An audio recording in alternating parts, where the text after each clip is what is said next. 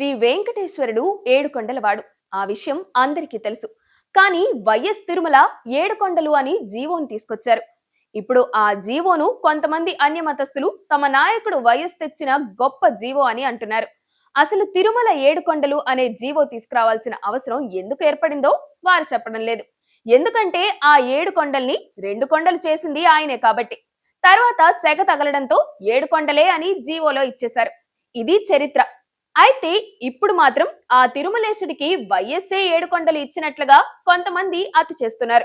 2007 మే నెలలో వైఎస్ ప్రభుత్వం GO number 747ను విడుదల చేసింది. ఈ ఉత్తర్వుల ప్రకారం తిరుమల తిరుపతి దేవస్థానం పరిధిని కేవలం 27.5 చదరపు కిలోమీటర్లకు పరిమితం చేస్తూ కేవలం రెండు కొండలకే తిరుమల చుట్టుపక్కల ప్రాంతానికే ఆలయ పవిత్రతను ఆపాదించేలా పేర్కొన్నారు. మిగిలిన కొండల ప్రాంతాన్ని ఇతర అవసరాలకు లేదా టూరిజం ప్రాజెక్టులకు ఉపయోగించుకునే వెసులుబాటు కలిగేలా ఆ జీవో ఉందన్న ఆందోళన భక్తుల్లో మొదలైంది. ఇది అన్యమత ప్రచారానికి లేదా వాణిజ్య కార్యకలాపాలకు దారితీస్తుందని హిందూ ధార్మిక సంస్థలు తీవ్రంగా వ్యతిరేకించాయి. ఈ నిర్ణయంపై తిరుపతి నుంచి మొదలుకొని దేశవ్యాప్తంగా నిరసనలు కూడా వ్యక్తమయ్యాయి. తిరుమల అంటే ఏడు కొండలు, కేవలం రెండు కొండలు ఎలా అవుతాయి అన్న ప్రశ్న ప్రతి భక్తుడి నుంచి ఎదురైంది. అప్పట్లో ప్రతిపక్ష నేతగా ఉన్న చంద్రబాబు నాయుడుతో పాటు పలువురు పీఠాధిపతులు, హిందూ ధర్మరక్షణ సమితులు రోడ్లపైకొచ్చి పోరాటం చేశాయి. తిరుమల కొండల పవిత్రతను కాపాడాలని కోరుతూ శ్రీవారి కోసం పాదయాత్రలు, ధర్నాలు నిర్వహించడంతో ప్రభుత్వంపై తీవ్ర ఒత్తిడి పెరిగింది. ప్రజా వ్యతిరేక తీవ్రం కావడంతో ప్రభుత్వం తన తప్పును సరిదిద్దుకోవాల్సిన పరిస్థితి కూడా ఏర్పడింది.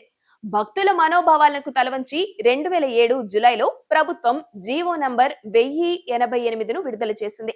ఈ కొత్త ఉత్తర్వులో తిరుమల అంటే ఏడు కొండలే.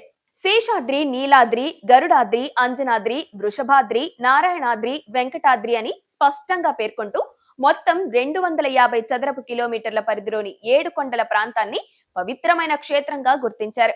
అప్పటి నుంచి తిరుమల పర్వత శ్రేణులపై ఎటువంటి అన్యమత ప్రచారాలు లేదా ఇతర కార్యకలాపాలు సాగకుండా కఠిన నిబంధనలు అమల్లోకి వచ్చాయి.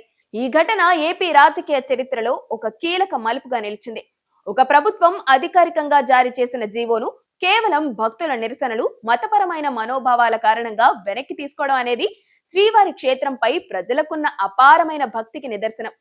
ఈ రోజుకి తిరుమల కొండల పరిరక్షణ ప్రస్తావన వచ్చినప్పుడల్లా ఈ రెండు కొండల వివాదం ప్రభుత్వం తలవంచిన తీరు ఒక ప్రధాన ఉదాహరణగా కూడా నిలుస్తుంది.